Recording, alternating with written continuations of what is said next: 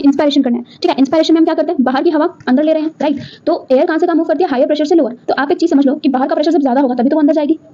Point है कि बाहर का प्रेशर जब ज्यादा होगा तभी वो एयर अंदर मूव करेगी, ठीक है। तो एटमॉस्फेरिक प्रेशर ज्यादा तभी एयर जो है अंदर मूव करेगी, तो अंदर का प्रेशर कम, ठीक है। और एक्सपायरेशन के लिए क्या होगा, अंदर का प्रेशर ज्यादा, यानी कि pressure with in the lungs ज्यादा, तभी हमारे पास कहाँ गया, लोअर प्रेशर एटमॉस्फेयर के पास में बाहर एक्सपेल आउट किया, ठीक है। तो कुछ ऐसा होता है। तो याद रखना कि अगर हमारे पास यहाँ पे क्या हो रहा है, प्रेशर ज्यादा वॉल्यूम कम, तो हमारे पास क्या होती है, एक्सपायरेशन होती है। वहीं पे अगर हमारे पास प्रेशर कम वॉल्यूम ज्यादा, उल्टा, तो हमारे पास क्या होगी, इंस्पायरेशन होगी, ठीक। अब मैंने किसका बात किया है, लंग्स का, ठीक है। क्योंकि हमारे पास एक्सचेंज किस किस के बीच में हो रहा है, एटमॉस्फेयर एंड लंग्स के बीच में हो रहा है, ठीक है। तो प्रेशर ग्रेडियंट कैसा रहेगा, लंग्स में जब हमारा प्रेशर ज्यादा रहेगा उस टाइम पे एटमॉस्फेयर में क्या हो रहा होगा, प्रेशर कम, इसलिए हाई प्रेशर से लो प्रेशर ज्यादा, यानी कि लंग्स से एटमॉस्फेयर में एयर जा रही है, मतलब कि एक्सपायरेशन हो रहा है, ठीक है। तो ये कुछ सिंपल सा प्रोसीजर है जो हमको कंफ्यूज करता है बहुत ज्यादा समझने में, तो इस तरीके से आप अच्छे से समझ सकते हो, ठीक। अब हम लोग बात करते हैं कि अब ये जो चीजें हो रही हैं, एक्सपायरेशन और इंस्पायरेशन, इसमें और भी एडिशनल मसल्स एंड हमारे डायफ्राम्स इन्वॉल्व होते हैं, राइट। हमारे पास क्या है, डायफ्राम एंड कुछ सेट ऑफ मसल्स भी इसमें इन्वॉल्व होती हैं, कुछ सेट ऑफ मसल्स भी इन्वॉल्व होती हैं। अब वो मसल्स क्या होती हैं, हमारे पास एक्सटर्नल मसल्स का नाम है।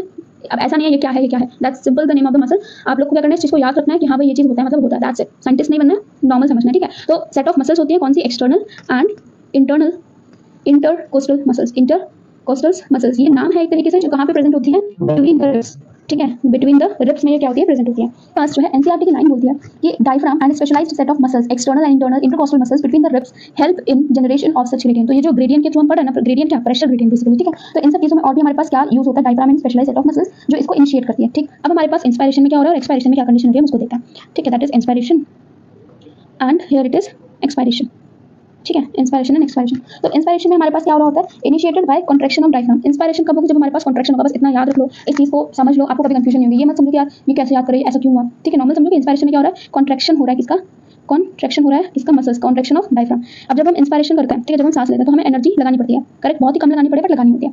वहीं पे जब हम एक्सपायरेशन की बात करें तो हमारे पास कोई भी एनर्जी नहीं लगती है, ठीक है। तो इंस्पायरेशन क्या है, एक एक्टिव प्रोसेस है जिसमें हमारे पास एनर्जी लग रही है। एक्सपायरेशन क्या है, एक पैसिव प्रोसेस है। बट हाँ, ये हमेशा पैसिव नहीं होता, बिकॉज अगर हमें फोर्सफुल एक्सपायरेशन करना है तो उस टाइम पे तो हमें एनर्जी लगानी पड़ेगी, ठीक है। तो नॉर्मल केसेस में पैसिव है और ये एक्टिव है, ठीक है। तो इसमें क्या हो रहा है, एक्टिव क्यों, तो इसमें कुछ कॉन्ट्रैक्शन हो रहा है जिससे हमें एनर्जी लगानी पड़ रही है, ठीक है। तो कॉन्ट्रैक्शन ऑफ डायफ्राम, ठीक, कॉन्ट्रैक्शन ऑफ डायफ्राम। और इसमें क्या होगा, हमारे पास रिलैक्सेशन ऑफ डायफ्राम, ठीक है। इसमें क्या है, रिलैक्सेशन ऑफ डायफ्राम। अब इंस्पायरेशन की बात कर लेते हैं पहले कि इंस्पायरेशन में क्या हो रहा है, हमारे पास में कॉन्ट्रैक्शन हो रहा है डायफ्राम का, जो क्या कर रहा है, इंक्रीज कर रहा है volume in thoracic chamber in anterior posterior axis, ठीक है। ये क्या कर रहा है, suppose this is the thoracic chamber, ठीक है। तो इंस्पायरेशन से क्या हुआ, कॉन्ट्रैक्शन हुआ डायफ्राम का, जिससे क्या हुआ, हमारा एंटीरो पोस्टीरियर एक्सिस, एंटीरो मतलब ऊपर और ये मतलब नीचे, ठीक है। तो जब ये कॉन्ट्रैक्ट हुआ, ठीक है, कॉन्ट्रैक्ट हुआ तो हमारा ये वाला पोर्शन